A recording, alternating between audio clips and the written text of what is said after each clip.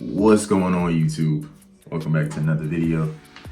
Today is January 24th, 8:27 a.m. And today we have a good bit of things to do. But first things first, I just want to say thank you for 200 subscribers. I just realized we hit that not too long ago, maybe like a day or two ago. So I just wanted to say thank you for all the people who found my journey interesting and who have gained any type of wisdom or value. Before I continue with this video, I want to let you know that there is a free Discord in the description below. Now, in this Discord, I'm not selling you anything. I'm not, giving signals or anything like that. My goal with this Discord is to build a community where we as all traders can go in this Discord, ask questions, and get actual help that we may not be able to get from YouTube or any of the other sources. So if you want a little bit of help with your trading journey, absolutely free. Just go in the link in the description below, hit the Discord group chat, join, and send a message. Just say hello and introduce yourself. And hopefully we can get this channel to grow to a big amount. But today we have a little bit of things. Let's go ahead and jump into what we have to do today. So today I'm going off of my 12-week year, still working on a video with that, but today is just mainly we're looking to get 15 case studies. So 15 case studies on identifying market situations a little bit better, and then 30 minutes of psychology. Film this video, write 2 tweets, film 1 short form video too as well, and read 1 chapter of Feel Good Productivity. Right, I've worked out consistently 2 days in a row now, which is, I'm not gonna lie, I feel really good doing it, and I feel like I'm in my zone element right now, so-called set. But today is our off day, so instead of that, we're gonna be looking to practicing or developing 1 new skill, or working on some skills. So maybe, I don't know, maybe copywriting, sales, something. We'll be kind of looking to develop that skill for about 90 minutes. So we got a few things in store for today. The first things first, I'm just gonna start off by reading my chapter, so I can go ahead and get that out the way, and then from there, we'll take it on. So I'm going to go ahead and make this time lapse, and let's jump into it.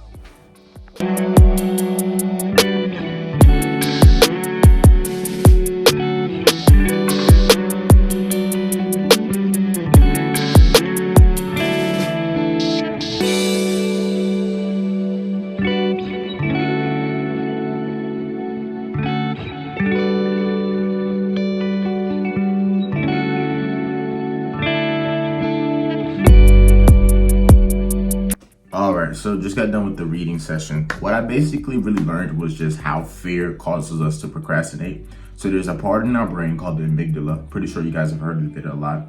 But there's a part of our brain called the amygdala, and the amygdala is just basically in charge of sensing dangers. And, you know, it senses dangers. Once it senses danger, it sends a signal through negative emotions, mainly through fear. What I basically learned is that there is also a biomechanic called amygdala hacking, which is basically where the amygdala will still send those fear-inducing signals to things that necessarily don't present a threat to our well-being and safety. And I want to say almost our physical safety. For example, if the fear of rejection is a really good one, there's no real physical harm in the fear of rejection. There may be emotional harm, but when it comes to emotional harm, you can easily change it by changing how you perceive the situation. So changing how you perceive rejection in that case would easily help out with reducing the fear of rejection.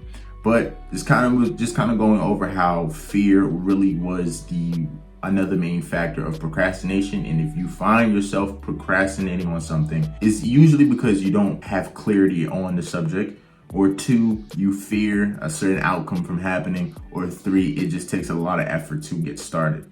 So that's one of the cool things that I learned, and I'm learning the part about fear right now. And it has this quote that's really cool that I like, and it says, "When fear places a lock on our abilities, courage holds the key." So whenever you fear a certain task or you fear a certain outcome, the best way to eliminate that fear or to get over that fear is to acknowledge it, move past it, and still attack whatever is inducing that fear. So that's what I learned here. Next up is going to be my backtesting session. I'm just looking to collect a couple of more insights on the markets as well too. One thing you're gonna notice about these videos is really repetitive. It's about doing the same thing over and over and over. That's a message I think that does not get pushed across social media as much. When it comes to growing in any endeavor, growing in any field, it's just really doing the same things, doing the basics over and over and over until you achieve a level of mastery.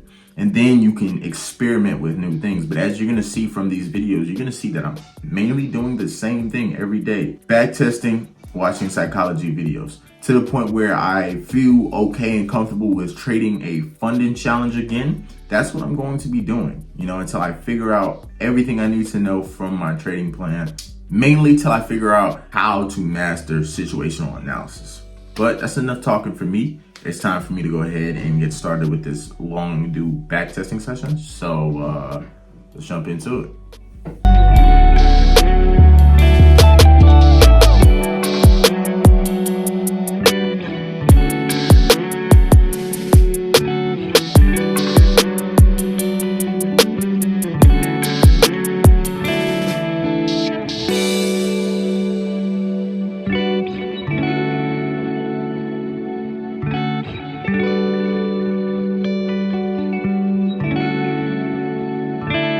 What's going on, guys? We are back.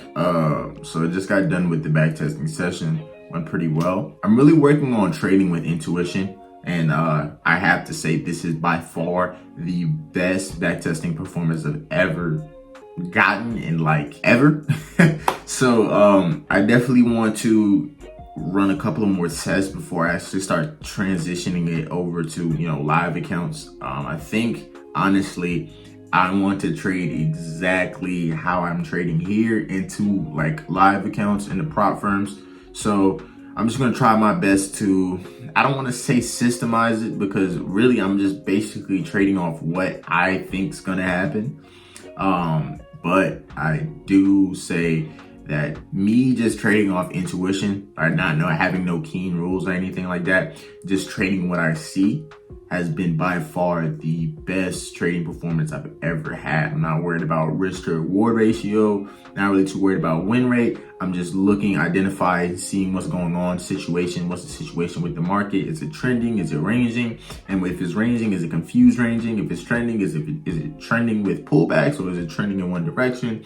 And I'm just going down, got my New York session window going down, and then just looking for a reason to buy or sell based off of whatever situation that I'm kind of viewing. And it has produced crazier results in my backtesting session so far. This is by far the best that I actually feel like.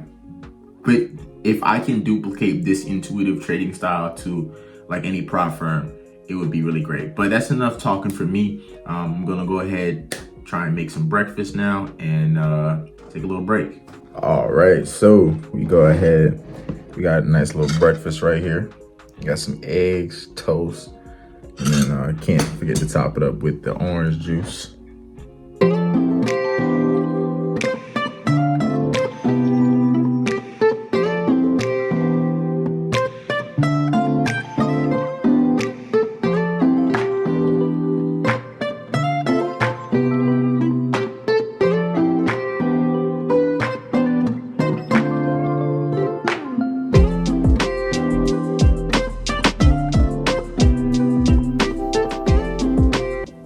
So we are back. We are now about to get into a little psychology session.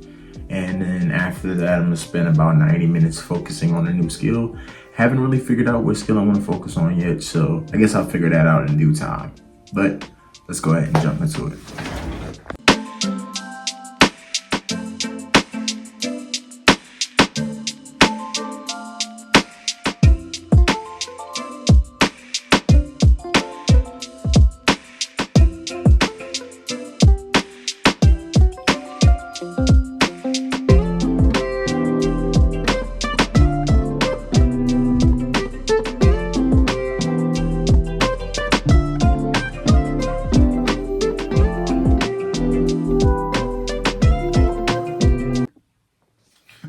So I'm going to spend the next about hour. The skill that I'm going to try and learn today is I'm going to try and learn how to color grade. I'm going to go watch some YouTube tutorials on it first, trying to get an idea of what color grading is a little bit more, so I can kind of make these videos a little bit better for you guys as well too. And then we're gonna actually practice doing it probably on my editing tool of my choice. And yeah, let's go ahead and get started.